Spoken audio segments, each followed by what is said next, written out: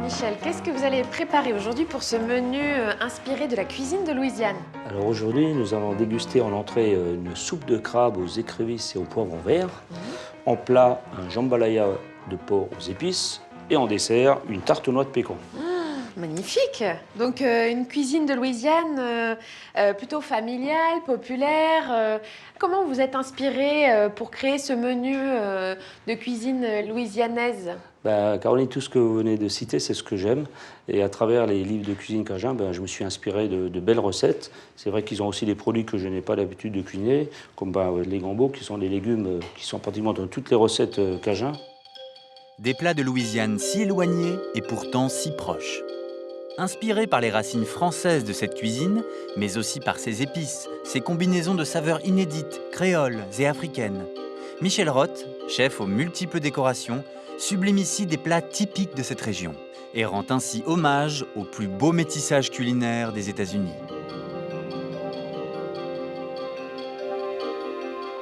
Michel, pour ce menu inspiré de la cuisine de Louisiane, par quelle étape on va commencer? On va commencer par le jambalaya de porc, parce qu'il y a pas mal de préparation. Donc le jambalaya, c'est ce plat inspiré de la paella espagnole, donc paella créole, avec des influences cajun, africaines. On va voyager ce soir. Ah oui, beaucoup dans nos cocottes. Aussi métissée que sa population, la cuisine de Louisiane est le reflet de sa riche et tumultueuse histoire. Les explorateurs français découvrent la vallée du Mississippi à la fin du XVIIe siècle et la nomment Louisiane en l'honneur de Louis XIV. C'est alors un vaste territoire qui s'étend sur tout le bassin du Mississippi, des Rocheuses jusqu'au golfe du Mexique. Avec son long fleuve et son ouverture sur les mers, ce territoire est convoité. De colonie française, il deviendra pour partie espagnol et britannique. Puis amputé de la rive orientale du fleuve, de nouveau français, avant d'être vendu en 1803 par Bonaparte à la Jeune Union. En l'espace de 2 siècles, des populations variées s'établissent de gré ou de force avec leur culture, leurs traditions, leurs produits. Les Français, mais aussi les Cajuns ou Acadiens, ces Français du Canada chassés par la couronne d'Angleterre, apportent leurs recettes. Les esclaves africains et les créoles des Antilles viennent avec des ingrédients nouveaux. Si bien que les spécialités gastronomiques de la région sont le résultat de ce métissage, comme le fameux jambalaya, dont l'origine exacte se perd dans ses influences nombreuses, mais dont le seul nom fait voyager.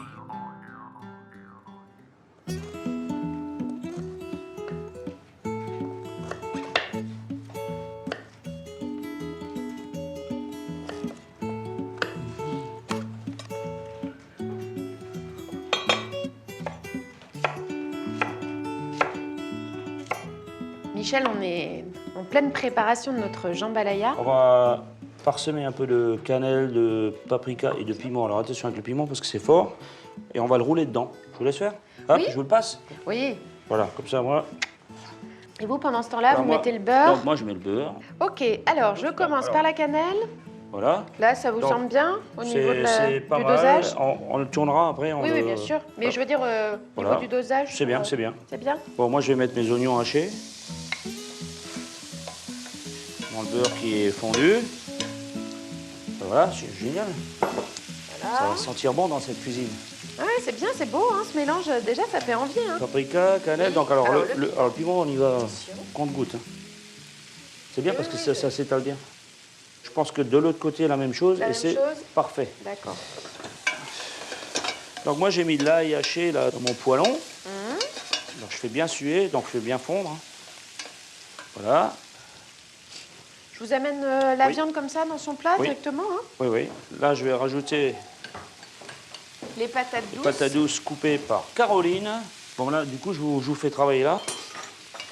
Donc oignons, Moi, ail, pendant ce temps, je mets de l'huile dans la poêle. Là. fondu au beurre et les patates douces.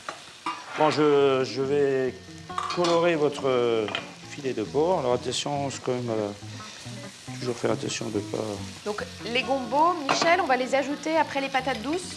Donc les gombos sont des légumes Alors, c'est des légumes originaires d'Afrique, il me semble, oui, et, oui, oui. et arrivés avec les... qui ressemblent un peu à des, je sais pas, des petits cornichons, des petites courgettes, je sais. C'est pas qu'ils n'ont pas très de goût, c'est un légume qui est gluant quand on le cuit. Et souvent, il faut quand même le marier justement avec de l'ail, des épices, de la tomate, parce qu'ils ont besoin d'être relevés. Mais par contre, en texture, c'est assez original. En France, on connaît un peu moins cet effet Oui, de texture gluante, finalement. On l'a moins. On a moins. On n'a pas Hein. tellement des légumes qui ont cette texture. Non. C'est pour ça que c'est intéressant de les cuisiner. Je ne sais pas si vous voyez déjà de temps en temps, on voit comme un petit fil. Oui. Bah, Oui. c'est ça. En fait, c'est de ce côté gluant du J'ai l'impression de voir du fromage un peu fondu, mais... Voilà, exactement. dingue. Le riz roux. Pendant ce temps, C'est le joli, filet de porc... il y a faut- l'huile faut qui pas prend la prendre- couleur des épices dans faut pas la... prendre l'oubli. Alors, dans le alors, je bouillon. ne sais pas si vous avez vu, il faut te saisir, mais pas non plus trop. Oui. Pour il faut qu'il cuise aussi. Qu'il C'est colore, bon, hein. qu'il colore et justement que ça fasse torréfier, comme on disait, les épices. Ah, ça prend une très belle couleur. Hein. Donc là, on est pas mal. On va pouvoir verser le bouillon. C'est un bouillon de volaille, mais déjà tomaté, parce qu'ils utilisent aussi pas mal de tomates. Là, on mélange et après, on goûte. Ça va, on sel, le petit jus, on laisse comme ça. C'est vous qui Un dites. petit peu plus de sel, non? Voilà. Vous êtes d'accord? En fait, quand je l'ai dit, je le pensais déjà fort, mais là, maintenant... Ah bah, je vous ai entendu le penser, alors. Voilà. Hop. Bon, voilà, impeccable. Voilà, on laisse le couvercle et là, on s'occupe de notre filet. Là, il est... Il est bien cuit, à votre avis, un peu rosé il quand est un même, peu à rosé, l'intérieur? on va le laisser reposer. Franchement, je ne sais pas ce que vous en pensez, mais je peux pas attendre, moi j'ai envie de goûter. Et vous? Oui, aussi. Bah oui. Allez, on goûte. Oh là là, la cuisson. Moi, j'aime bien rosé, hein, j'avoue. Ah, c'est chaud. Alors, hein, Merci. c'est trop haut? Non, non, non, c'est bien. Le temps, là. Ça vient juste après. Hein. Cannelle, paprika. Donc là, on est bien pour cette recette, donc on va passer à l'entrée. Oui. On va s'occuper de la soupe de crabe aux écrevisses. On y va.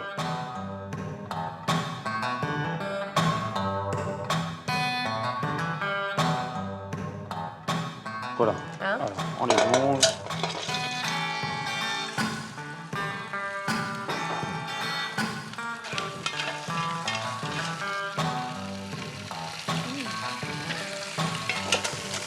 Et casser pour faire sortir tout le jus. En fait, ce qui est important, c'est la soupe. Hein. Oui. C'est pas, là, c'est vraiment pas la chair qui est importante. C'est pour ça qu'on a pris des petits crabes. Hop, ouais, bah, faut donner des petits coups comme ça, petits coups secs. Voilà, on est bien là.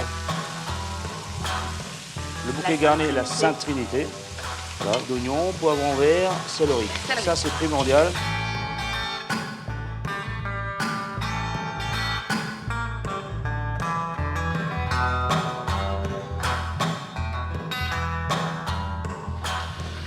Donc ça sent tellement bon aussi que c'est un plaisir d'avoir le nez au-dessus. Hein.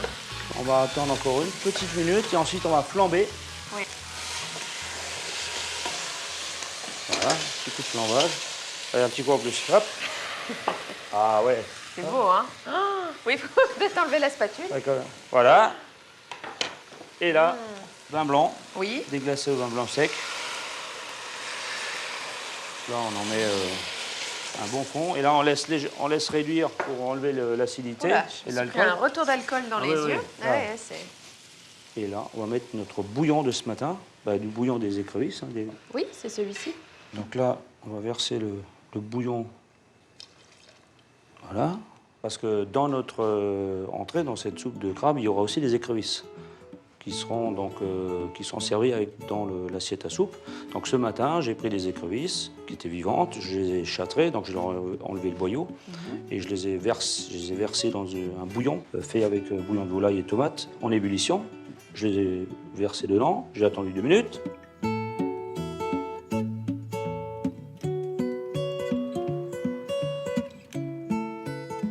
Donc j'ai retiré la queue, les pains, j'ai décortiqué. Et j'ai gardé aussi la tête pour la présentation. Et tout ça, je vais les utiliser ce soir pour mettre dans les assiettes. Voilà. Et donc le bouillon, c'est celui que je mets maintenant dans cette soupe pour avoir le rapport des écrevisses avec le crabe. Donc voilà, donc Le couvercle. le couvercle, oui, on va Il est mettre là. le couvercle. Bon. Parce que ça, c'est important pour que... Donc là, ça commence à bouillir. On met le couvercle et on laisse cuire pendant une bonne demi-heure. Voilà. Et Très pendant bien. ce temps, on va pouvoir faire le roux.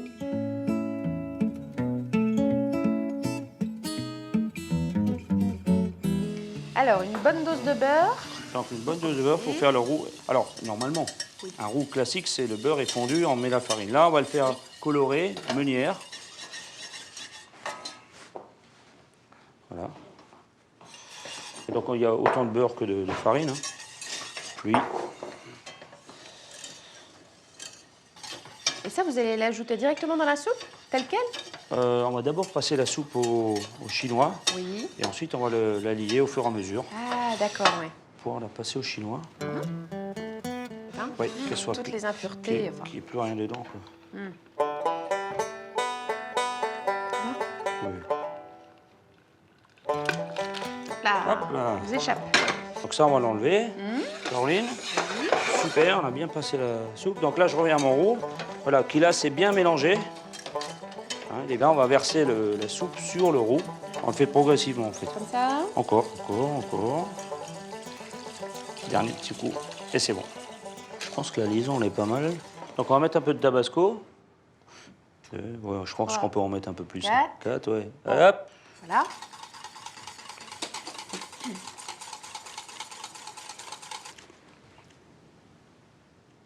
Alors, Bravo. ça vous va ou...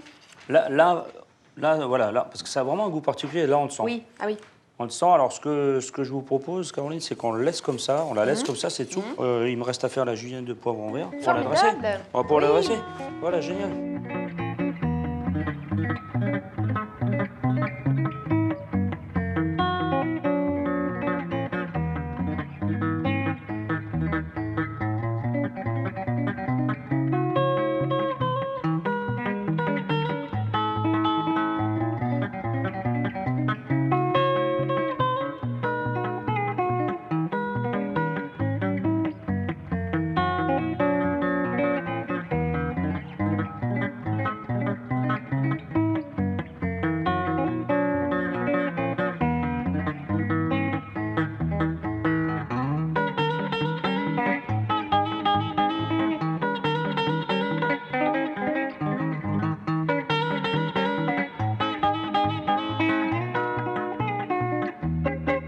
Michel, je vais vous présenter nos invités pour ce dîner inspiré de la cuisine de Louisiane.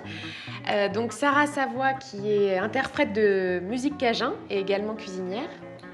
Judith Bluisen, qui est donc américaine, qui n'est pas originaire de Louisiane, mais qui est tombée amoureuse de la cuisine de Louisiane. Oui. Voilà. Et Gilles-Antoine Langlois, qui est historien et urbaniste, qui a beaucoup travaillé en Louisiane et qui est passionné de cuisine. Oui. Voilà. Très bien. Je vais aller en cuisine parce que je crois que c'est prêt. Exactement. Michel, J'y vais, À tout de au suite. travail.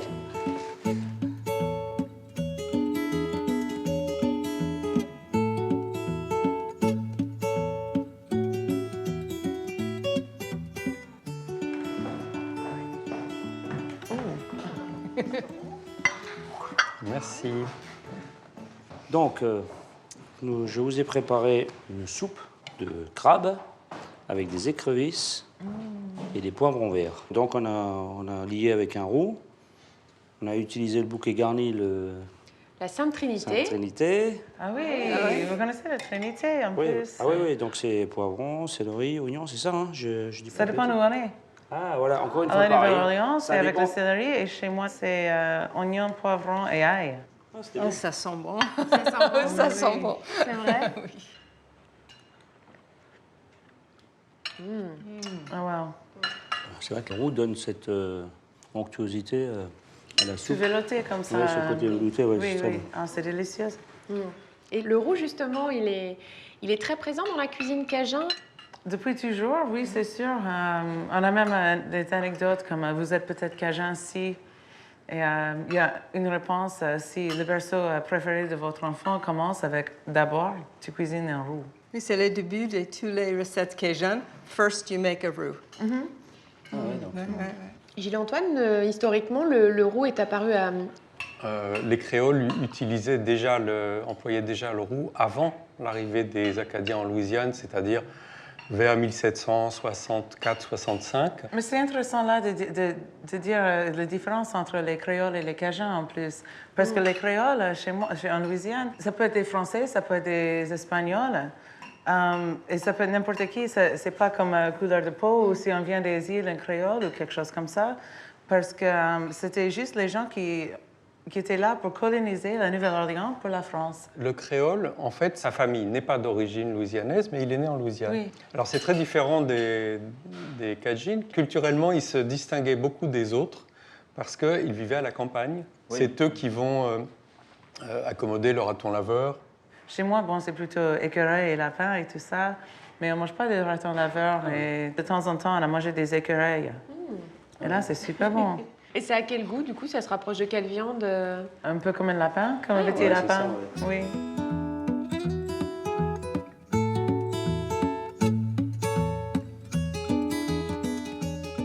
Michel, je pense qu'on... Ah oui, On moi, va pouvoir je voulais passer au encore plat. vous donner un peu de soupe, mais bon, non. Mais bon, il y en a encore. Hein. Moi, je vais en prendre dans la cuisine à tout à l'heure. Pas tout de suite, hein. Oui. À la suite.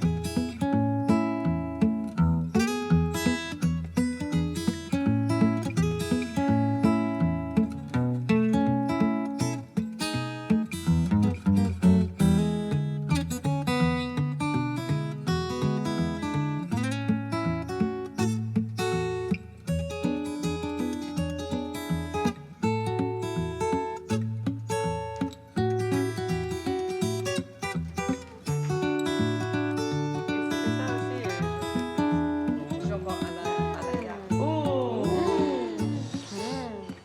Donc, on appelait ça, nous, jambalaya de porc aux épices, Oh, ça sent. Ça sent très bon, hein? avec un filet de porc aux épices, vous voyez. Et là, on retrouve les fameux gambos, c'est ça? Boss. Ça, j'en ai mis une sur le côté de l'assiette pour vous faire honneur. Donc, c'est ça. Bon appétit. Merci. Oh, mais merci. Merci. Il y a de la sauce, hein, si vous voulez en prendre. Et on a mis du tabasco. Indispensable. Ouais, c'est très bon, Michel, hein? Ouais, c'est super bon. Et vous avez réussi de faire les merci. gambos Merci beaucoup. ne pas gluants. Ils sont, Oui, ils mais- sont très, très, très bons. Et c'est vrai que c'est un légume qui a beaucoup de gélatine et en fait, oui, on a Dont fait on n'a ça. pas l'habitude, hein. C'est vrai qu'on Non. on se faisait la remarque avec Michel au moment de cuisiner. Effectivement, c'est ce côté gluant des légumes. Même de on les l'a couper, jamais. Oui. Oui. Oui. Gilles-Antoine, la façon dont le gombo est arrivé en Louisiane, Il s'agissait de nourrir les Noirs qu'on emmenait en esclavage. Les esclaves étaient une marchandise convoitée qu'on allait vendre à Saint-Domingue, qu'on allait vendre en Louisiane. Donc on les nourrit avec des produits dont ils ont l'habitude. Et parmi ces produits, l'okra. Parce que l'okra est gélatineux et l'okra épaissit et donc évite qu'on se répand. donc gombo okra, c'est ce petit légume vert originaire d'Afrique. D'accord. Et puis ensuite, on se rend compte que sur les Européens, ce traitement marche très bien aussi. Et qu'en plus, c'est très bon. La saucisse, c'est un élément important du jambalaya aujourd'hui. Ça vient des Allemands, en fait. Oui, alors on dit les Allemands, mais ce ne sont pas des Allemands. En fait, ce sont des Lorrains et des Sarrois. Je suis de Lorraine, moi, attention. C'est drôle, hein? Mais Bientôt, on va être cool. au plan de la cuisine, ces personnes-là, comme les Noirs ont apporté l'okra, eux apportent le porc, donc dès le début de la colonisation française. Et le porc va remplacer ce qui était utilisé dans le nord de la colonie, c'est-à-dire l'ours. C'est drôle. L'ours qui est gras. Alors on utilisait Non, mais l'ours c'est pour sa Michel, graisse. le prochain menu, Ah oui. Louisiane. Écureuil. ours. Raton laveur, wow, Non, mais pas très digeste. Oui, mais Comme souvent, quand on s'installe quelque Bien part, sûr, on bien sûr. commence Oui, bien sûr. par faire avec ce qu'on trouve sur place. Et puis ensuite, on essaye de faire venir la dinde est venue des États-Unis. oui, c'est ça, oui.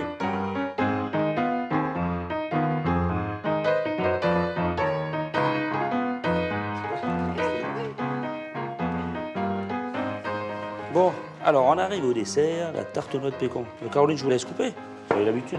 Oui. Voilà, couteau, la palette. Et moi, je vais faire juste un petit décor gentil décor. avec de la poudre de chocolat en feuilles d'érable.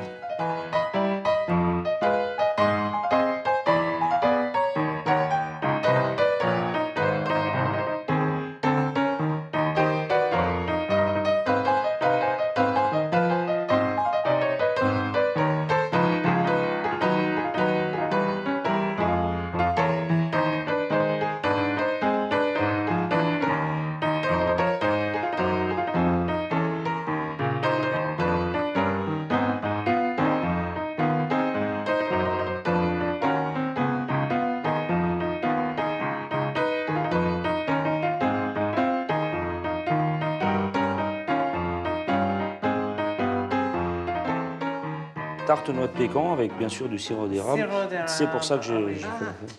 Et crème vanillée. Donc.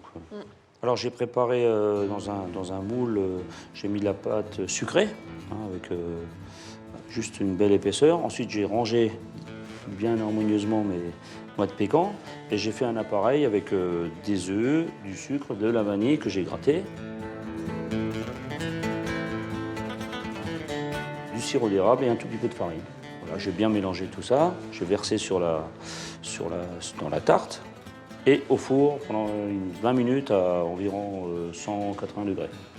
Voilà, donc démoulé, coupé en parts, un petit peu de sirop d'érable pour la faire briller et de la crème chantilly en quenelle. C'est marrant parce que j'utilise presque la même recette de chez moi, mais c'est pas si joli. Mais moi, je les jette dans la pâte. Oui, c'est sûrement très bon aussi. Il y en a C'est pas, vraiment, hein, c'est vraiment Je suis C'est vrai content que qu'elle c'est me dise élégant. que c'est pratiquement la même recette, ça veut dire que je suis pas loin de... Vous êtes dans le vrai. Non, mais Voilà. c'est vrai, oui. Parce que aussi, aux États-Unis, d'habitude, normalement, on utilise, quand on fait une tarte noix de pécan, on utilise le sirop de maïs, Oui. qui est vraiment... Ah oui. Avec un peu de mélasse. Mais alors, la mélasse et la vanille, ça vient d'Haïti.